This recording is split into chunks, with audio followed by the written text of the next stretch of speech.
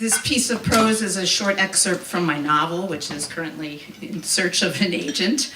And the novel is called Save the Village. It takes place in 2006. It's all about Greenwich Village. The main character, Becca, is a tour guide. This is sort of a flashback that has a flashback within it, but I think it will be clear. New Yorkers never go to the airport unless they have to. But Becca rode with the man she called the Viking all the way to JFK on the plane to the train. He had a show in Berlin, a possible teaching gig. While they waited for his flight to board, they stood in front of the big window watching the 747s take off. She shivered when he looked in her eyes. In the sunlight, she could see the rays of yellow and the pale blue, the shimmering gold dots of his beard.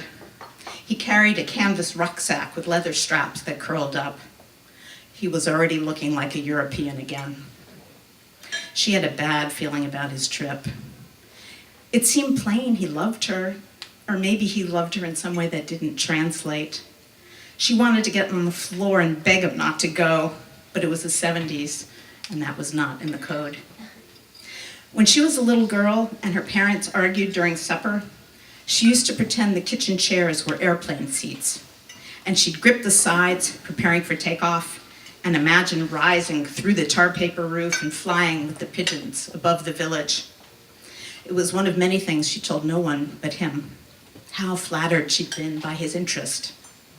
Then one day he surprised her with a huge painting of a chair at the top of a room, breaking a hole through the ceiling. It was in a group show in Soho. They called it a breakthrough, surreal and fantastic. He called her his muse. He promised the painting to her. "Write me," she said now, taking care not to be too plaintive or too emphatic and imply ownership. He took off the battered felt hat he always wore, and her heart sank because she was afraid he was going to bow. They sometimes played a game that they called Let's Pretend We're Foppish Capitalists. It started one evening in the winter. They'd gone for a walk along the westernmost blocks of West 4th Street, where the sidewalk was so narrow you practically had to walk arm in arm. It started to snow. They looked into the softly lit living rooms. "I will buy you a house, any house," he said, throwing out his long arm. "I dare say this one shall meet our needs quite well," said Becca, pointing to a favorite Greek revival house and slipping her arm into his. The Viking didn't shake it off. He said, "I shall call upon my banker in the morning." "Now, where shall we dine?" she asked. "I am in the mood for a pheasant under glass." "Yes, let us eat the peasants we see in the windows," he exclaimed, "for we are rich capitalists, and that is what we do to fill the emptiness inside." She smiled, but didn't correct him. He began humming a tune she didn't recognize. He told her it was his favorite Swedish lullaby. "One day I will sing it to the little ones in the nursery." This was the first time he'd mentioned children. She wanted to throw her arms around him, but more like a 19th century lady than she cared to admit, she dared not. "Teach me the song," she begged. "I want to know everything you know, and I'll teach you everything I know."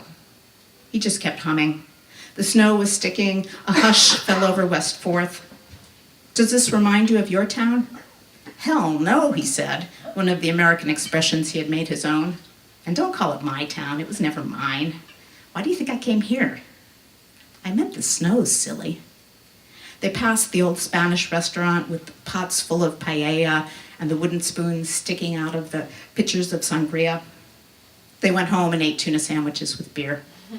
They sat on her corduroy sofa listening to jazz while she worked on a quilt with her feet tucked under his thigh, and he read one of his dense volumes of Swedish philosophy.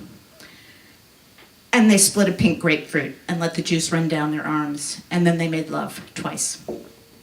Now he gave her a quick kiss, put his hat on her head, and disappeared. Back on the train, she stared at her reflection, a sad hippie girl with braids dangling below the hat. She wore it everywhere.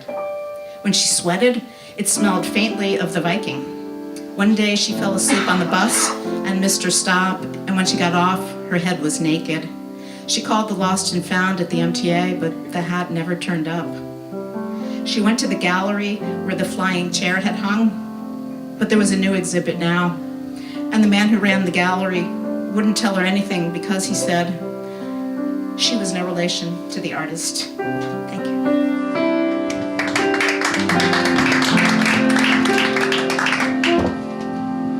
I don't want to hear a love song. I got on this airplane just to fly, and I know there's life below. All that it can show me is the prairie and the sky. I don't want to hear a sad story full of heartbreak and desire. The last time I felt like this, I was in the wilderness, and the canyon was on fire. And I stood on the mountain, and in the night I watched it burn.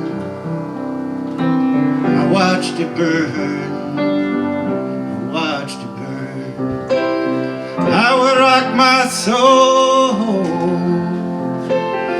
in the bosom of Abraham.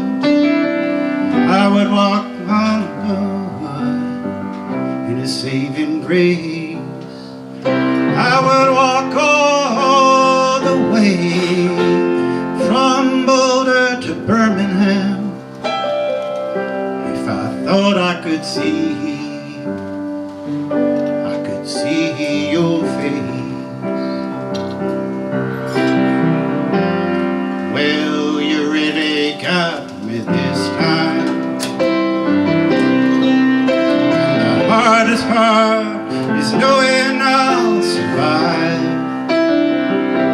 I've come to listen for the sounds of the trucks as they move down out on 95. Pretend that they're the ocean coming down to wash me clean, wash me clean. Baby, do you know what I mean? I would rock my soul in the bosom of Abraham. I would hold my life in His saving grace. I would walk all the way from Boulder to Birmingham. If I thought I could see your face. If I thought I could see your face. If I thought I could see